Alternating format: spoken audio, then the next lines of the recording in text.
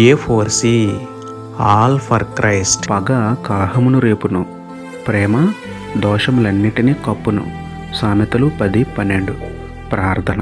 ప్రేమమయుడ కృపమయుడ మా ప్రియ పరలోకపు తండ్రి, దయగల మీ నామమునకు స్తోత్రములు దేవా.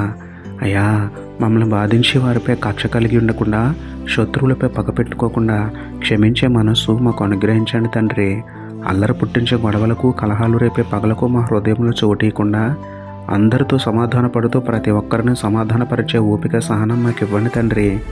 మమ్మల్ని తిట్టిన వారిపై, కొట్టిన వారిపై కూడా ప్రేమ చూపి దోషములన్నీ కప్పే క్రీస్తు మనసు మాలో మెండుగా పుట్టించండి తండ్రి.